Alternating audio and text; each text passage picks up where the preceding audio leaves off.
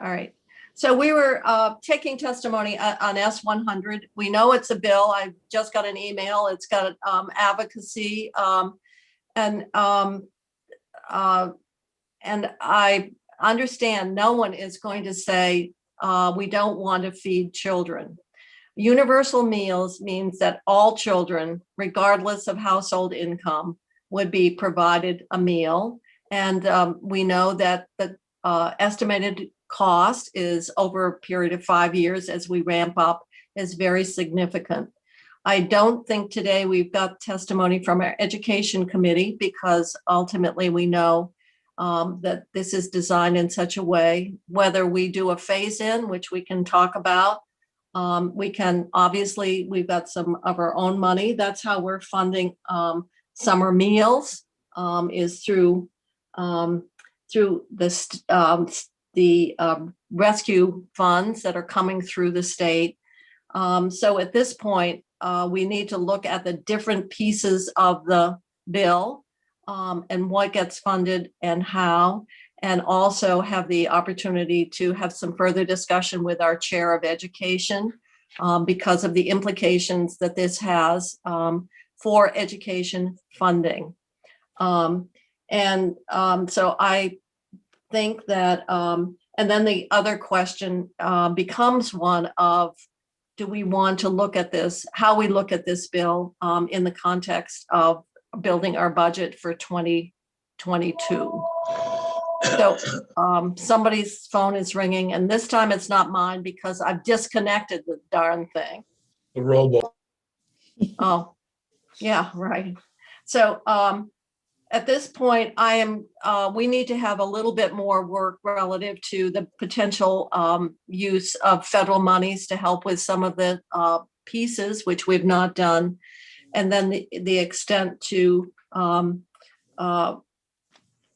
whether, what our options are relative to a phase-in, staging, what view that our education committee, and that's something that we need to take time to do. So at this point, I'm going to suggest that we still have tomorrow to act on money bills.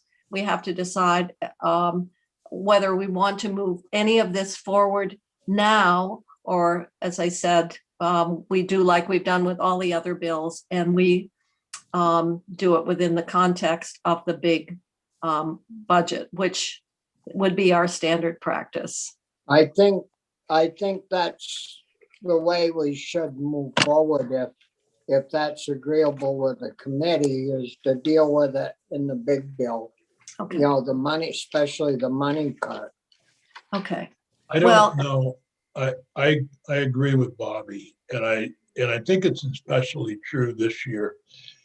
You have 7.2 billion, 1.2 billion coming in to the state, and with all kinds of requirements that I think we should be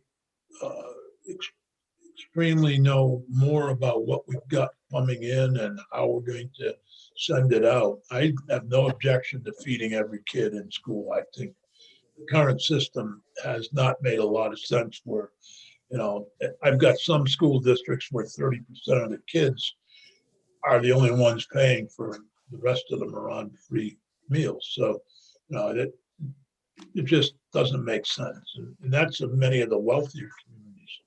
So yeah, I don't know. Do we got rid of subsidized? So we just do, it's either free or you pay, I believe, right. at this point. And I think there's a lot to be said for not singling out, especially, certain groups. Yeah.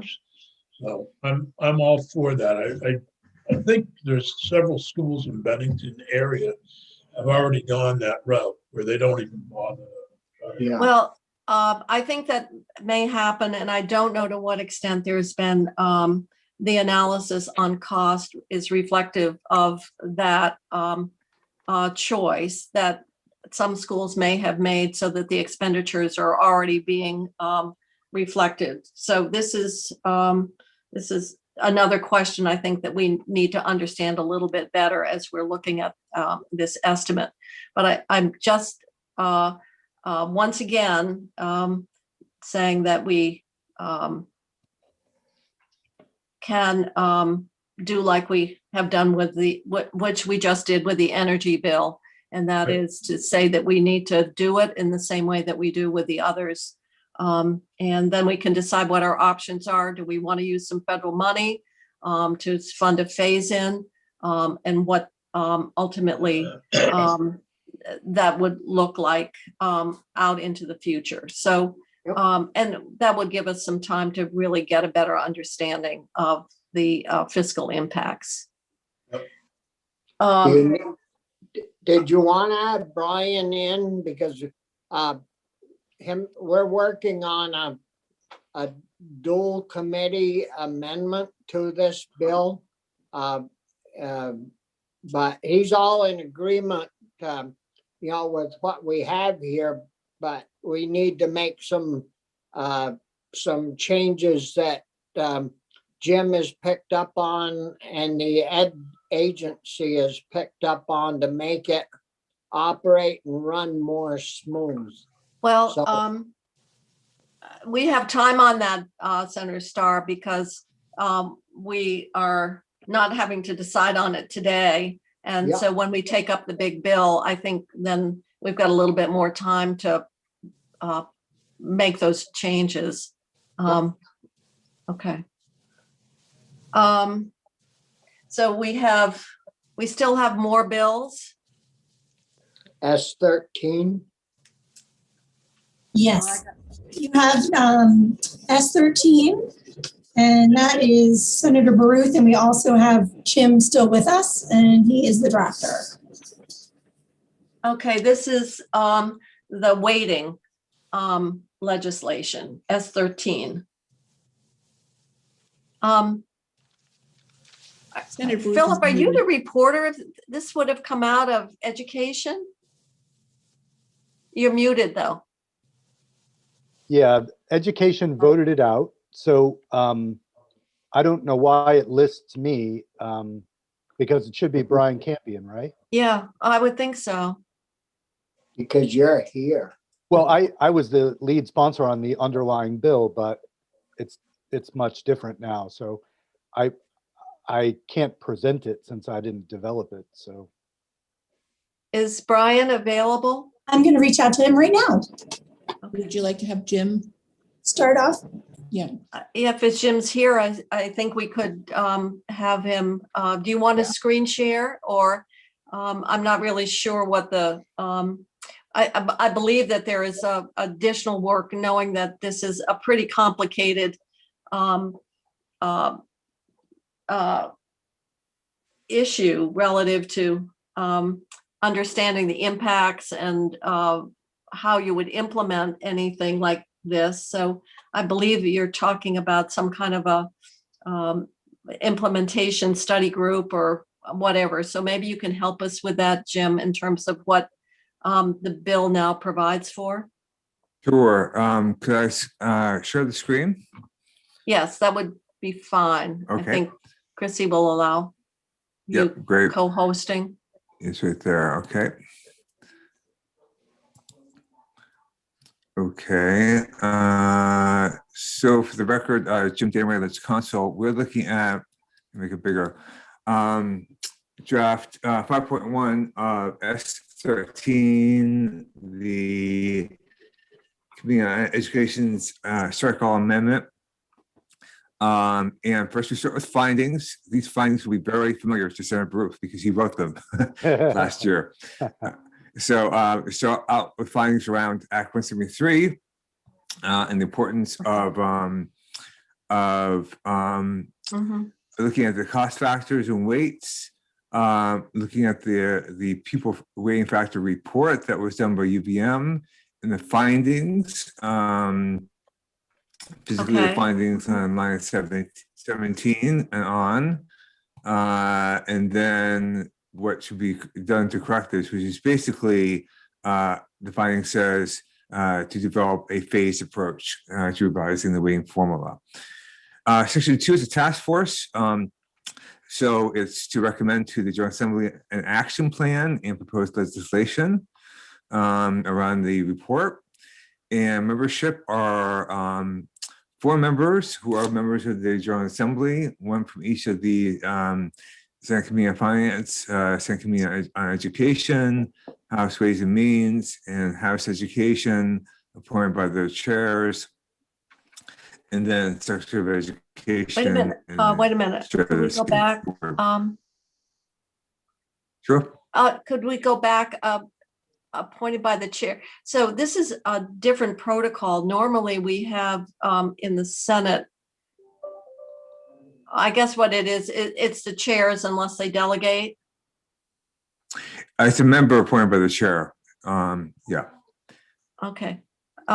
Yeah, This is a little different. Oftentimes we have the committee on committees, but what it is, I mean, sometimes we would write it the chair or designee, but all right, Becca, I'm going to defer to you because it's this is a little different way of setting it up as opposed to normally appointed Committee by on the committees. speaker. If normally we either do the committee chair or designee, or the member is selected. So do you have an opinion on this? I don't. I'm just wondering for consistency.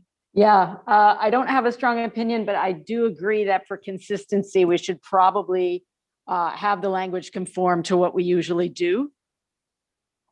So it would be the chair of the Senate Committee on Finance or designee, and the same would be true for the Senate Education. That's right. Okay.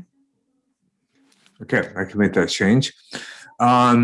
Okay, go on past membership to powers and duties. Again, action plan and proposed legislation. And then there were specific things around what they need to look at. Weighting factors, of course, to create or modify whether categorical A should be used instead of some or all of the weights. I'm ensure that school districts are using funding to meet education quality standards, improve student outcomes, consider the effect on property tax rates and tax capacity, looking at how to transition to the new weights for categorical aid, recommending how they should work for operating school districts and career technical centers, looking at school funding formulas in other states, and the relationship between the weights for aid and Acts 173, Act 60, and Act 46. Oh, wow. This sort of brings home the complexity of and those interrelationships, those 1 through 9, in terms of what needs to be considered as we move forward. Well, I agree, but it's kind of by choice, because it's in addition to wanting an implementation plan, it's asking about, should we get rid of the whole system and look at other state systems? Yeah, right. Well, So- somebody raised that question, Senator Baruth. Are we locked into that weighting concept, or are there other methods that actually would address the educational costs of these students? Or I mean, I will vote for whatever the committee voted out, but it reminds me of the library study in a way, where it was like so much work. I mean, just surveying what other states do and getting the committee up to speed on that is a couple of meetings. But you know, if they are, I imagine all of the people who are named here were consulted on this, Jim, is that right? I can't say whether or Secretary of not. Ed and, so you mean like the chair of finance? well, I'm thinking more like the institutional player. Can you scroll back up, Jim, so we can see who? Sure, who- yeah, of course, yeah. Who it is again? So you guys, this is Secretary of Education and the State Board Chair, Yeah, so in addition to the members. I'm just assuming that they testified on this, or, I don't recall the State Board testifying on this. I can't recall the Secretary either testifying on this, though I may be wrong with that. Senator Sears, you've got your hand up.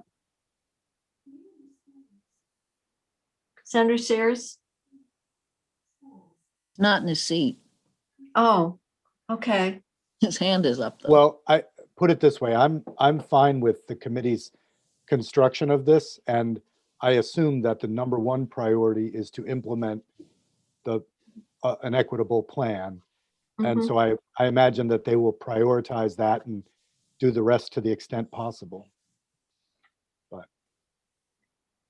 Okay, so they can have a consultant. Well, yeah, so there's quite a bit of support that's being given to the committee. So it says shall retain a consultant to assist it, having expertise and experience. So you're thinking maybe like a UVM or maybe a PICUS or that kind of a consultant. Collaboration with the various so-called Bs. And let me ask, this is a legislative task force. I mean, in other words, the consultation would be funded by the legislature. Is that what's envisioned here? There's an appropriation coming up for this. So we'll come on to that. I forget who it's going to. We can come to that now if you want, to the very Well, end. I think, Stephanie, you need to help me here, but I think if we're providing legal assistance and we're funding the consultant, I think we need to make it clear, this is a legislative Is the, task force. yeah, Do you understand what I'm saying, Stephanie? I do. Is it clear that it is? So what you want is the lead sort of administrative piece to be through the legislature. So yeah, I'll come on to that in a moment. We've got that coming up. It's so let me, if you give me just a second, I'll get there. So the task force has to hold one more public meetings to share information and get input. Reports due January 15 of next year. There will be 12 meetings, not more than 12 meetings. Assistance. So you got quite a bit of assistance from different folks here. So they're drafted now, at least. This you have has now admin has assistance from the the agency. oh, wait a You got- minute. So read it again. It basically, who's responsible for the oversight of the task force? Is it a agency of education then? Down below?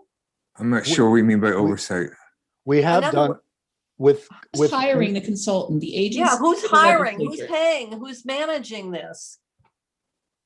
Two independent legislators, four aren't gonna, I mean, in other words, who has the administrative responsibility for the task force? Are we saying it's a legislative task force or is it AOE? And that's what we need to be clear is when we put technical assistance and when we're funding a consultant,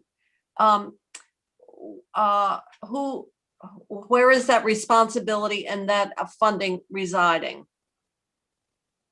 Okay, that's not clear in this draft, I would say. So it needs to No, be that's clarified. what we're struggling with here. Yep. Okay. Yep. And I would say, I'm not sure how it's usually done. I haven't worked on this type of a bill before, but is it usually done by JFO in terms of Well, if When- it's a retaining a legislative, consultant? it would be. If When- it's a, Yep. but if it's looking to the Agency of Education to do this, then that would be, then they would yeah, that's the they would way, take the lead. we did a similar thing to this when, you might not remember, but when we were looking to cancel out the 2200 rule series, and we wanted to work out an arrangement between the State Board of Education and the independent schools.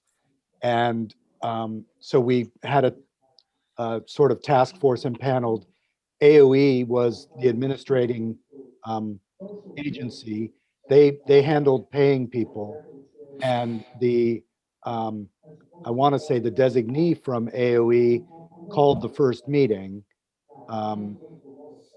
but it had legislators on it, and it had state board members and AOE members. So I think all we would need to do is, well, that's why I asked if Dan French had testified on this, because it's a little odd to just assign them these duties if he's going to testify that he doesn't have the bandwidth to do it. That's what we need the chair to tell us. But the other question is, whose task force is it? Are we giving the assignment really to AOE and having legislators participate? Or is it a legislative task force that the legislature is having the responsibility to head up and to fund?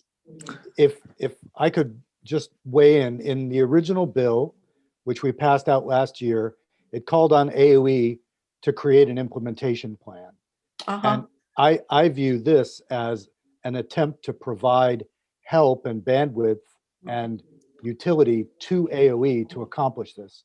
So I think of it as something that's ultimately residing with AOE, but with, you know, help from these other people, including legislators and a consultant. But that, So you would yeah. see AOE as I would, but I don't want to speak for Brian or the committee. They may have viewed it differently. okay. And I'm trying to reach Senator Campion on the phone. He's in the middle of taking testimony, but I'm going to see if he can give us some clarity here. Either that, or we could wait until tomorrow to try to wrap this up and Yeah. see if we can get maybe offline discussion, depending on, because we do need to know what testimony's been taken from the agency as well. I agree. I've got to leave by 4, and I agree. Okay.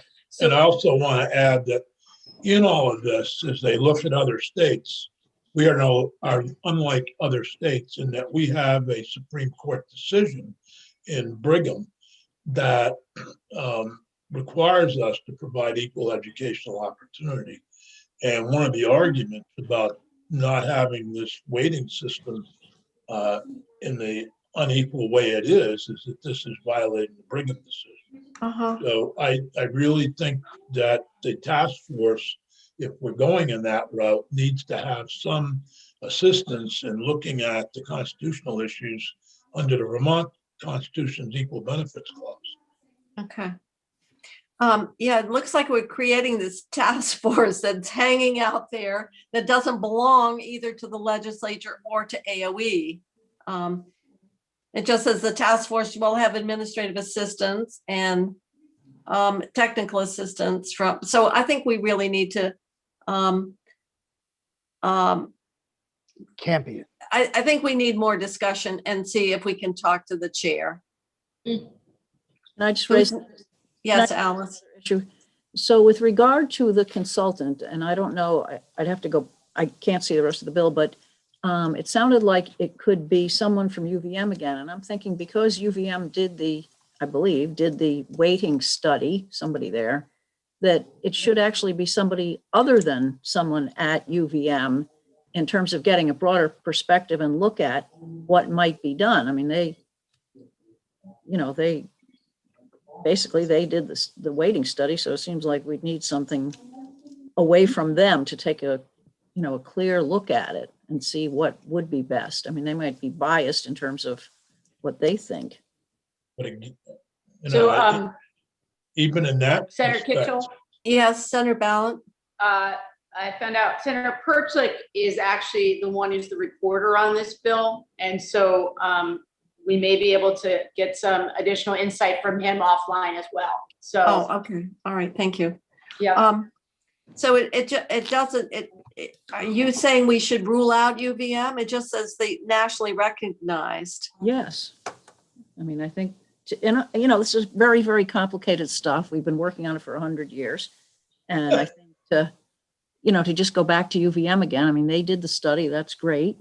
But to just go back to them and have them look at it, I don't think gives a broad enough picture would give us a broad enough, enough options even. Well, it doesn't require UVM. It just I said, know, I'm wanting to eliminate them since they did the study. Can we do that? I don't know. Can we say arbitrarily we're disqualifying you? Well, they're the easy choice and probably they would go there. Well, we've had Larry Pikus do an awful lot of work. I don't think it's a good idea to eliminate somebody in statute. No, not in statute, but Well, to even them. in this, I'm going to keep going because we have a couple amendments on 315 that we've got to get done. Okay. So the Secretary of Ed's going to call the first meeting, and then. Yeah. Yeah, if I could just go through to the end here, because you got some appropriations coming up. So talked about assistance, usual reimbursement arrangements. This just recognizes, as it was true in Senator Bruce bill last year, that more work has to be done to actually take action. And then appropriations. So you got 10,800 for the per diem and reimbursement, and 150,000 for the consultant. Oh, boy. It's drafted here. It's the General Assembly controlling the contract with the consultant, it looks like. Well, that's what we need to get clarified, Stephanie. Yeah. Who's responsible for the consultant? Where the appropriation should go? we have a special session and we just vote on the consultant. Thank you, Senator Sears. Okay, I think at this point, just for the sake of time, we're just going to set this aside until we can get further clarification and information from, we can see both Senator Campion and Senator Perchlik on it. And then we'll have to, I think we need really, we've identified the areas that we need to have greater clarity, and we've got to have a clear understanding of that sort of the administrative relationship of the task force that's being created here, either to AOE or if it's legislative, although implementation is not usually legislative. To be honest, that's an administrative function. Setting the policy is one thing, but working out and these other relationships and then compliance with the Brigham decision, all of that is really falls into implementation, and that really gets you to the agency to take this work and provide the responsibility for it. But we can have further discussion. And we'll have to have it between now and tomorrow. Okay. Either that or we create it and put it in the big bill. I think Brian will be on it by tomorrow. Yeah, okay. Yeah, Well, that could be the ultimate fallback, is all I'm saying. It's, if we can't, the time frame is getting pretty tight here. But it would be desirable to move it out if at all possible. So hopefully we can follow up with the committee chair. Yeah, he and Senator Perchlik wanted to hop over, but they're still trying to get a bill out themselves over there. And so we'll huddle up and we'll. Well, but we're past crossover. Yeah, I know this one is a particular bill that is not, it already was passed the House. Oh, I see. Yeah. Okay. Yeah, it's an H bill. Oh, an H bill. Okay. Yeah. All right. So thank you, Jim. We'll let you get back. And then we have a couple of amendments to H 315, which we need to finish up. First of all, Senate Health and Welfare had recommended funding for our recovery centers. And it was 40,000, and just in the just with everything happening, we did not include that recommendation to appropriate funding for recovery centers.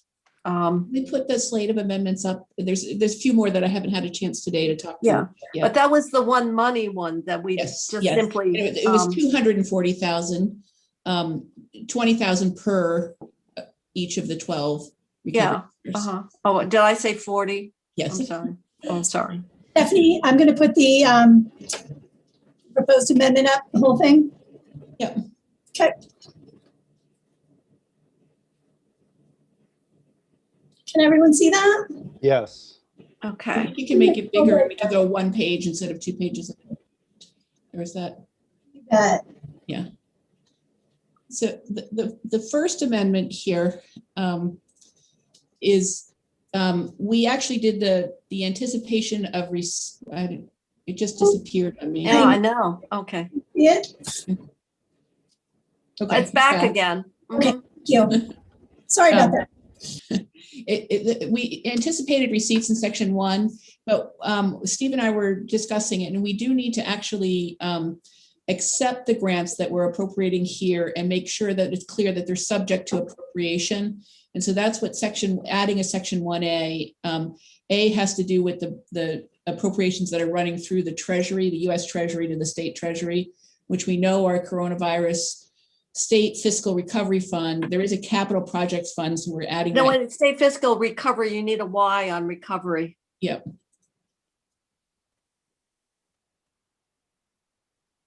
Line 7. Line 7.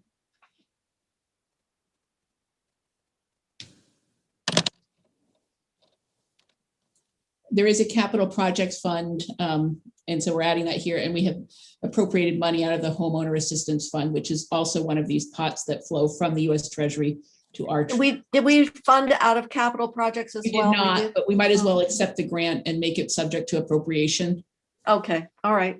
So that's what we're doing in A. In B, it's speaking to the ESSER, specifically the ESSER 3 statewide appropriations, making those subject, statewide allocation, the 10% funds for ESSER 3, making those subject to appropriation. They're the ones that flow to the agency.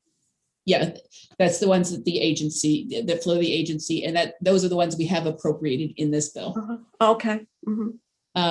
The second proposal of amendment here in section 2, in subsection B, this is where we were flipping out the money in DOC. In conversation with Sarah Clark, it was not quite clear that there'd be a full capacity in 2021 to flip out what could be, up to $30 million or more of CRF in 2021. So if we scroll down to the next page, on line 1, we're just making clear that it's the eligible public safety payroll and benefits costs. And then to the extent that they're insufficient capacity in DOC in 21, we allow them to do the remaining reverted CRF balance in 22 in the same Department of Corrections. Okay. But I do on line 4, I want to add the word reverted. So costs any remaining reverted CRF balance after the word remaining. Okay, because it makes it very clear. Yeah. We need to make it very clear to people we're talking about the funds that are unobligated available to revert. And that's clear in section A that we're not touching. We're not touching section A. We're just making clear what expenses can be flipped out in DOC, and we're making it across 2 years if necessary. Yeah, okay. That's what the second proposal of amendment does. The third proposal of amendment is the Recovery Center supplemental grants. And we didn't talk about that specifically, committee, but that was recommended from our Health and Welfare Committee. I think that the recovery centers have written us about the impact of COVID and people trying to stay clean and sober. So this was recommended by our Health and Welfare Committee to provide grants of $20,000 to each of the recovery centers. I'm good with that. Okay. I All am right. too. I am too. How many are there, by the way? There are How many 12. are there? 12. 12. Good idea. This was it was so much coming in the very last afternoon. It just got dropped. That's all. Yeah, that's good to do. Okay. So the fourth proposal of amendment here on line 13, this is in the practical nurse program. We're just making it clear that the amount of money available for tuition and fees is after available federal and state financial aid is applied. to ensure no cost to the student. Okay. So is that basically Pell and VSAC grants? Yeah, All right. which was part of the calculation. Yeah. Okay. Mhm. So we're making that clear here.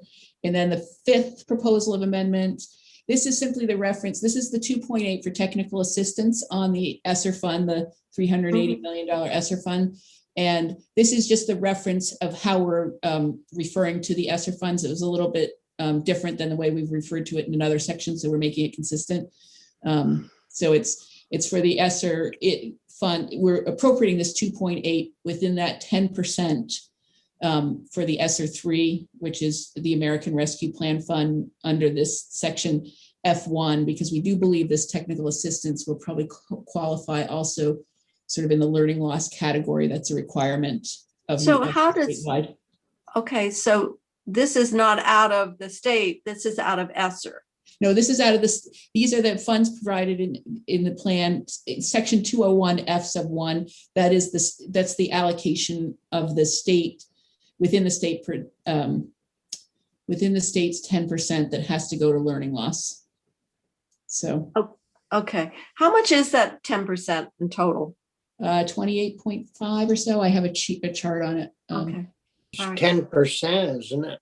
It's 10% of the, yeah, in ESSER 3, it's 10% of the, oh, maybe, let me open it up. I can quickly tell you, as opposed to just guessing. Here.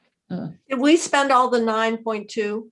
You have not quite yet. There are conversations on other pieces of it. Let me get my ESSER piece open. I'm sorry, it's actually, I think, 36 million on 3. So, okay. Well, yes, so it's a total of 40 million, almost $40 million across 1, 2, and 3. It is 28.5 for ESSER 3. Okay. And you're spending 11.3 of that in this bill. Oh, it's still got And then the last, is this the last one, or do we have another one? Did we only have 5 amendments, or do we have 6? We have 6, it said.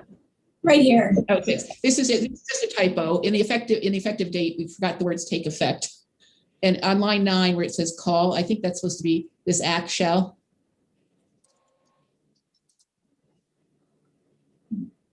The word call shouldn't be there at all. Okay. And then we have, this is it, right? That's it that we know of for technical amendments to H315 for tomorrow.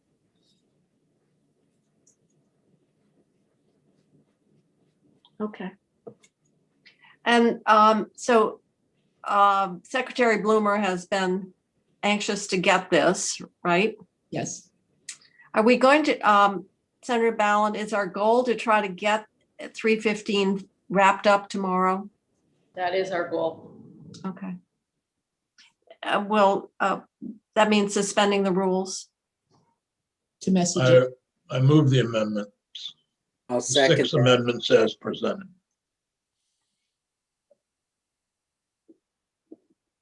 Okay. We can do a voice vote on the amendments. Everyone put your hand up. Okay, so 7, even though I've got to introduce it, we can, I'll indicate supported by the committee 7-0-0. Okay. That takes care of that, Stephanie, for today. And so tomorrow, we've got how many more bills left? You've got 4 plus your S13 bill that you didn't finish today. That's not too bad. You've got 5 to revisit, 4 to visit new and 1 to revisit. Okay. And I just asked a question about S13, which was what I believe we were working off of, but then Becca said this was not a bill, it had to go up because it was a House bill, but it is our Senate bill. I'm not sure. Oh, no, she was referring to what the committee was working on right now, why they weren't available. It was a House bill. In education, Alice. Okay. Thanks. I was asking why, what they were working on. because we were past crossover, but they're working on a House bill. That's what it was related to. They're working on a House bill that has another deadline attached to it that they're trying to beat. So Let me ask, Stephanie, have we looked at those bills that tomorrow afternoon, we're going to be on the floor.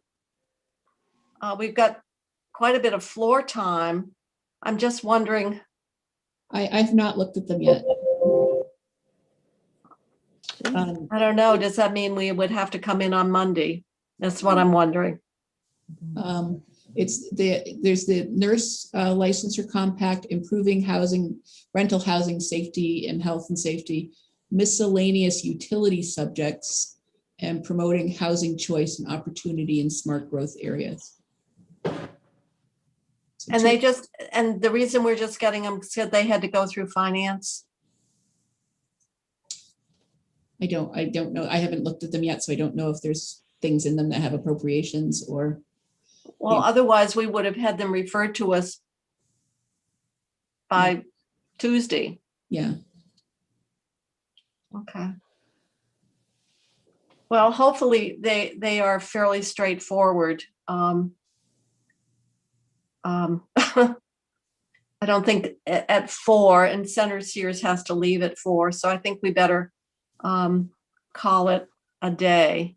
Yep. And I'll adjourn the committee.